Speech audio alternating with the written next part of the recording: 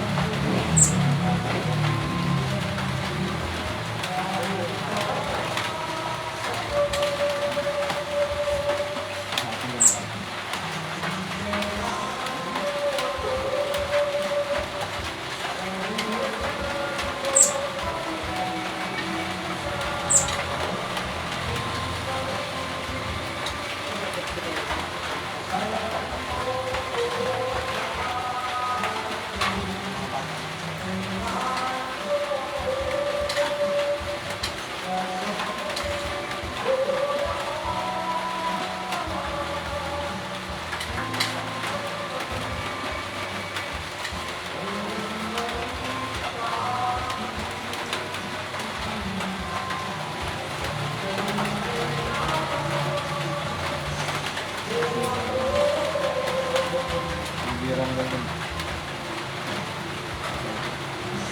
Bahasan ng ilan ay basilitan Amerika sa Iraq. Bayad sa Amerika. Ha?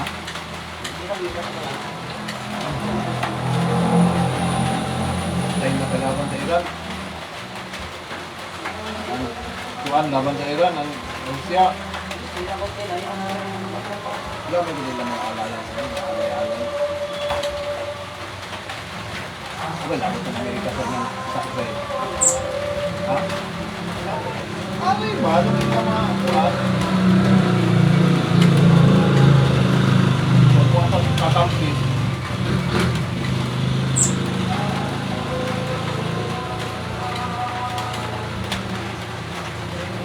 Kasi lalo sa delikado sa Pilipinas. Kaya ay base militar din ng Amerika. Kung mulaban ang China, tikimata sa China may mabira sa ato din eh.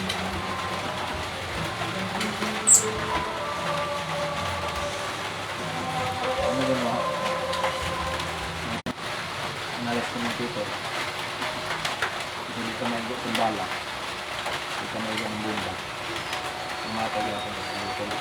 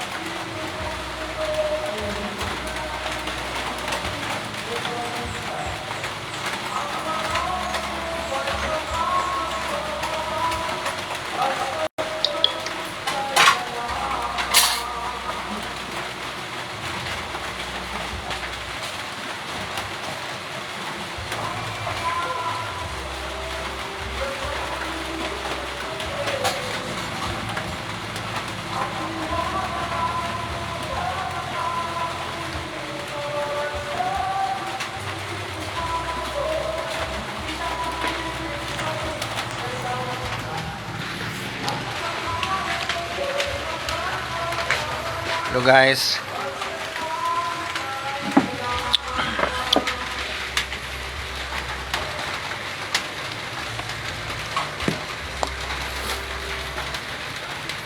Panagsahan na lang itong kaon guys.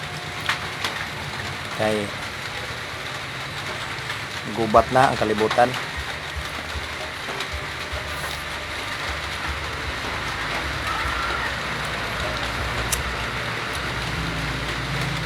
Ang Pilipinas guys, once nga mulaban ang Amerika sa awang China sa Iran, kaya ang Amerika nilaban naman sa Israel. Yeah, doon ay base militar sa Iraq, no? American kuan military base sa Iraq nga gibombahan sa Iran. Yeah. Ubaos ang Amerika, bombahan ang Iran. Ang himuna na ang mga kaalay sa Iran sama sa Russia, sa China, mo laban to na sila sa Iran. Nya dool man ta sa China, naman tay diri sa Pilipinas, sa Cagayan de Oro, ay paning uban nga lugar nga dunay base militar sa Amerika. So bombahan ko na, no? May posibilidad nga bombahan sa China.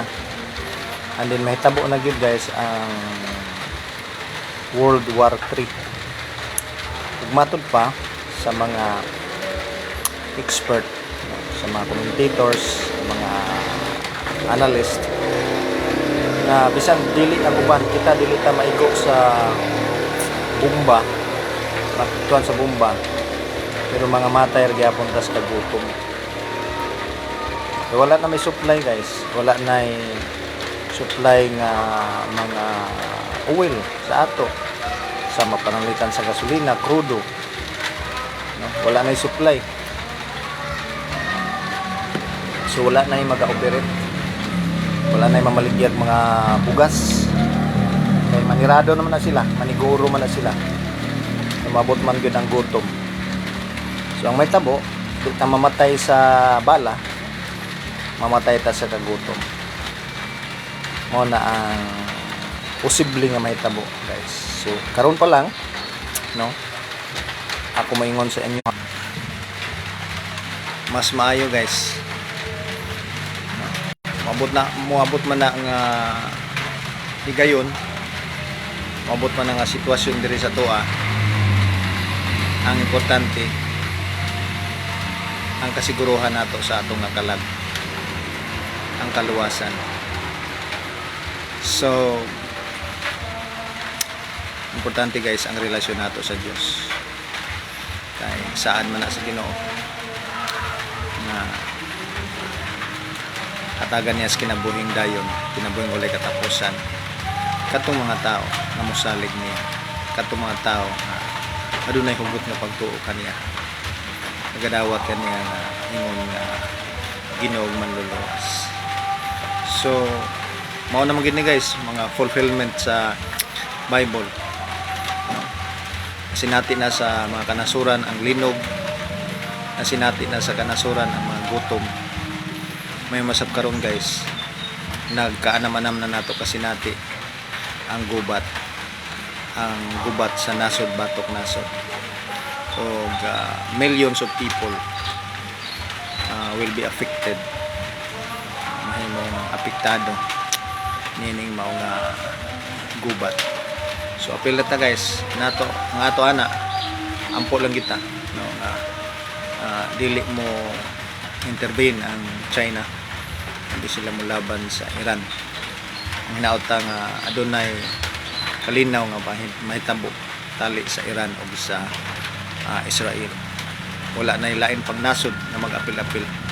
Kay kung mag-apil-apil ang mga nasod, labi na gito itong mga powerful nga mga nation, sama sa China, sa Russia, sa Amerika, uban pa mga Soviet Union, Germany.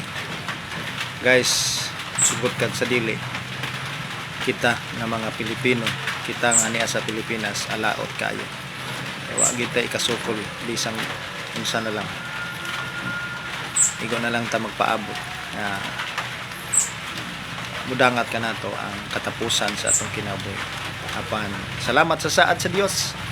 Dunay saad sa Dios na tanan nga mosalig kaniya, tuo kaniya, matagan niya katungod o kagahom nga may anak sa Dios. Ug matud pa niya, tagan ta niya kinabuhing dayon o dili ta malaglag ngadto sa impyerno.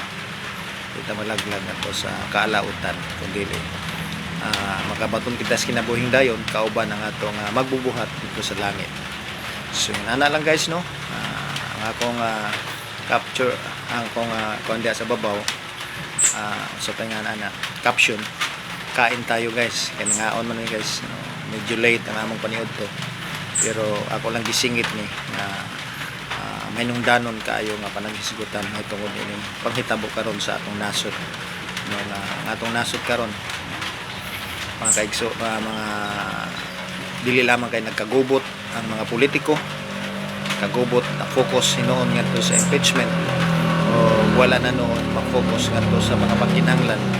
Mga kaigso na nato dito sa Israel kinahanglan nga ipapaulion sila apan wala kini nagtabo. So dili lamang kay sa atong nasod kundi dili tibuok kalibutan, no, gubot na kayo. So nga to ana, masalig lang kita mga moyo ta sa atong Ginoo nga manluluwas. Salamat guys og na-help nga dunay gamay nga mga pagtulunan ato nga makatunan gabi na gyud sa kasiguruhan sa atong kaluwasan. Unang Bible, John 3:16, for God so loved the world that he gave his only begotten son, the hope that whosoever believeth in him should not perish but have everlasting life. And in Romans chapter 5 verse number 8, matod pa ni Apostol Pablo, but God commended his love toward us in that while we were yet sinners, Christ died for us. Hinumduman nato, makasasala ta apan salamat sa Ginoo kay si Kristo nagpalansang dito sa krus sa Kalbaryo, nagula sa iyang hamili nga dugo aron ang tanan nga mosalig kaniya makabaton sa kinabuhi nga walay katapusan. O matod pa sa pulong sa Dios, Philippians 1:21, for to me to live is Christ and to die is gain. You guys, thank you for watching and God bless us.